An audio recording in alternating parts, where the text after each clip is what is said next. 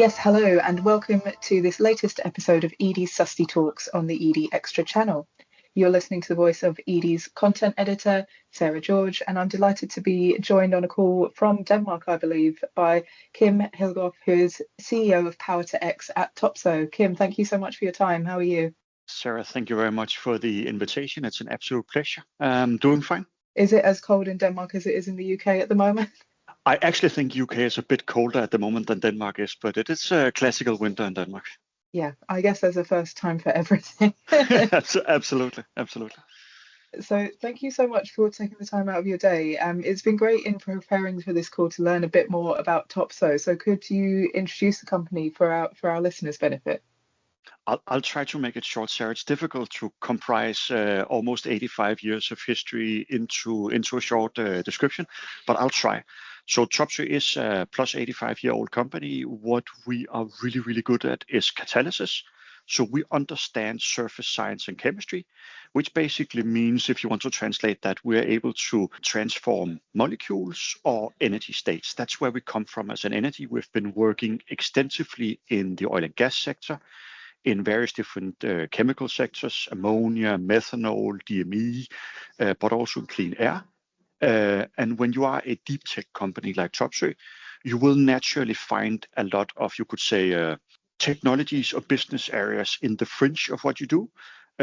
So for us, that's stuff like battery materials, sugar chemistry, and for what we're discussing here, it's Power to X.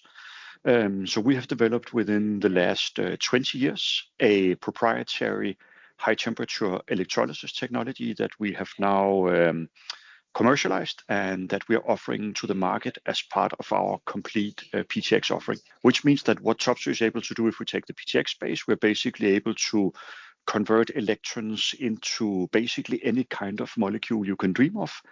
And that is what we're trying to position and offer to a wide variety of customers and partners. Got it. And I'd love to dive into a little bit more what exactly Power to X is, why is it different from, for example, just pure play green hydrogen production, and why is Power to X so important in the clean energy transition? And it's a super good question, because you could say, if we take that question first, Sarah, what's the difference between hydrogen and Power to X? And I would say hydrogen is basically a subset of Power to X. If you take the PTX, hydrogen or the H would be the simplest form of X. So you would be able to, you could call it PTH, so it would be power to hydrogen. The reason why we use X also when we do business is there are many other molecules that you can transform to. So the X could be ammonia, it could be methanol, it could be sustainable aviation fuel, it could be diesel, it could be many different things.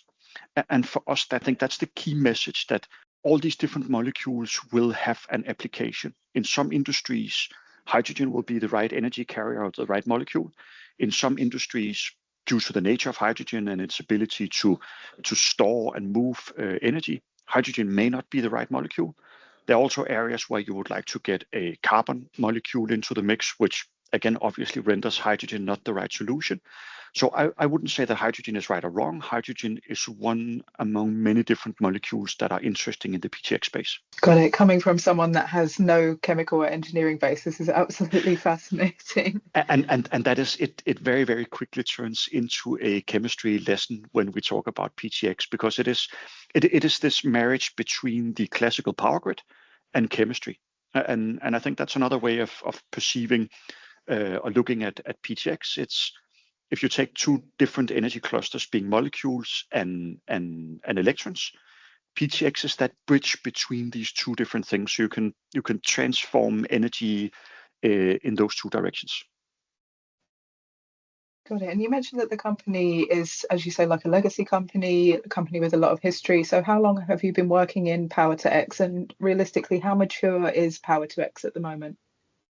So me personally, I've only been in the PTX space for a little more than 2 years. I have more than 25 years of tenure in Topsoe, but I think that tells also a little bit about, if you take it from a Topsoe group level.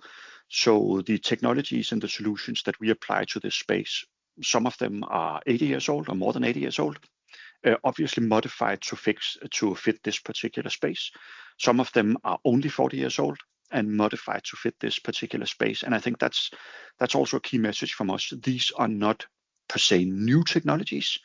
They are less proven technology, some of them, especially if we take the electrolysis part. But for us, it's very much modifying what we are really, really good at already and applying it in a new context. And that's what we think is so fascinating, that we can actually take some of the things that we believe we are world leading at and apply it to a new global challenge. Got it. And obviously, scaling this and maturing this and making sure that it is used in this new sector will not take just your company. We need innovators like yourself to work with business leaders, world leaders, decision makers, people with that decision making power on tech investment, and energy transition. So it's good to be speaking on the eve of Davos. For this podcast. So I'd love to hear about how you've been following previous summits and how you're preparing to attend this year's one. So we've been, as you say, Sarah, one thing is that you can identify a need and you can identify a technical solution and a service. All of that is basically, it needs a precursor, and that precursor is a financial and political decision to do something about the climate challenge. And that's why we spend as a company a lot of time doing thought leadership, talking to politicians, talking to large corporates, basically talking to all the people that will need to make decisions about energy transition and sustainability. And obviously for Topsoe participating this year for the first time physically at the Davos meeting, it's incredibly important and a very, very interesting opportunity for us to have direct interaction with a lot of the decision makers that will shape the future of energy transition. And having all of them gathered in a very small geographical space for 4 days is a unique opportunity to have some of these discussions in a very condensed format.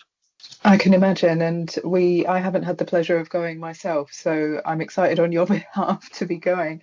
From what we've been seeing following this closely, albeit at a distance for many years now, is that we really see that this sets a sort of global pointer. It tells us what CEOs are concerned about, what they're excited about, and same for world leaders. But do you think it really sets the sort of tone for energy investment each year? Is it the be all and end all in that way? So in general, Sarah, I don't believe in magic wands or in unicorns. I don't think there is one solution or one decision that will change this. This is simply too complex. But getting the direction from world leaders and getting the direction from politicians that this is important, they're willing to invest, they're willing to create the right incentive structures, to have the right subsidies, to basically support that entire ecosystem that is needed to make the energy transition happen. I think the importance of that can only be underestimated, which is also one of the reasons why we are very, very heavily invested as a company in the Davos meeting. That makes sense. We see this around climate COPs, which we cover. People say, oh, what's it like for the 2 weeks? Why are the 2 weeks so important? And anyone that works on them say that they're very important, but equally important, if not more so, as the other 52 weeks of the year, where there's not as much media coverage. It's the work sort of behind the scenes and on the ground. Absolutely. I think the pre-work and the work that comes after the Davos meeting is, as you say, most likely equally, if not more important. But the actual meeting, having those interactions, getting those touch points, getting some of the misunderstandings moved out of the way, that is incredibly important to have that high level alignment. And hey, all of us, including Topsoe, we also look to the steer from large corporates, from politicians, from thought leaders globally. And well, if we're not there, if we don't have that global steer, it's going to be incredibly difficult to make those changes afterwards, or it's going to be much easier once we have the steer, let me put it that way.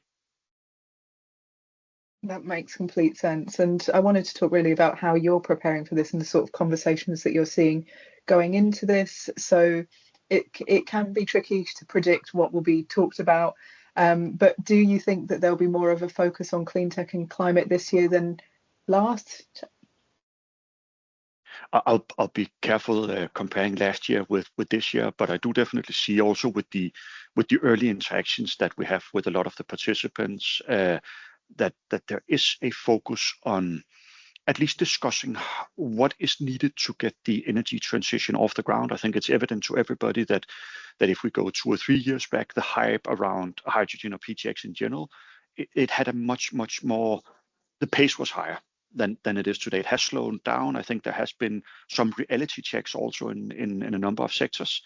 which I think has been healthy for all of us. I think now we see a commitment to, okay, now we have gotten this reality check. What is the next step? So the target has not changed, but the data surrounding it and the logics have been a challenge over the last, I would say, 6 to 12 months. And preparing for that, making sure that the data is available, making sure that we have the right meetings and right interactions set up and prepared for. That's at least part of our preparation. But then I think it's also going into these meetings with an open mind and not going in there to teach, but going in there to share knowledge and going in there to also to learn.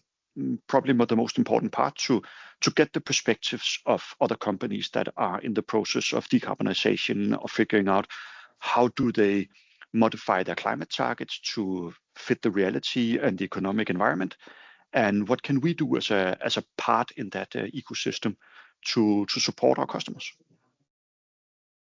It's interesting you say that. We hear that around COPs as well, that the best, most productive outcome from any business going to these sort of things is to properly prepare, to collaborate and to listen, as well as to present. So it sounds like you're on the same train of thought.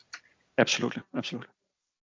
Got it. And I also find it interesting that you're talking about essentially a few years ago, we definitely saw a lot of hype around hydrogen, but was it just talk? Was it actual planning? And I'm reminded of the hype cycle, which goes up to the peak of inflated expectations, down to the trough of disillusionment, up the slope of enlightenment, and then into the plateau of productivity. So do you think that 2025 could come with a great slope of enlightenment or even plateau of productivity for PTX and hydrogen? I have high hopes for actually the plateau part of the hype cycle. I think what we saw maybe a year or 2 years ago was a lot of hopes. And I think a lot of those hopes were driven by a genuine concern about the climate challenges. And we saw this opportunity to let green hydrogen or PTX be a unicorn solution where a lot of data was not available, and where a lot of startups and a lot of innovators were making promises where sometimes the data behind it and the science behind it, they lacked some of the learning circles that are also incredibly important here. And that's where I think for a company like Topsoe, we have almost 100 years of experience with these things. We know it's difficult. We know it's expensive. We know it will take a lot of learning and a lot of collaboration. And I think that's what we have seen over the last 12 months, that some of those learnings they have surfaced also in the larger PTX community. And it is complex. It is difficult. There are a lot of data and science that has to be shared and modified to fix this particular space, and it takes time.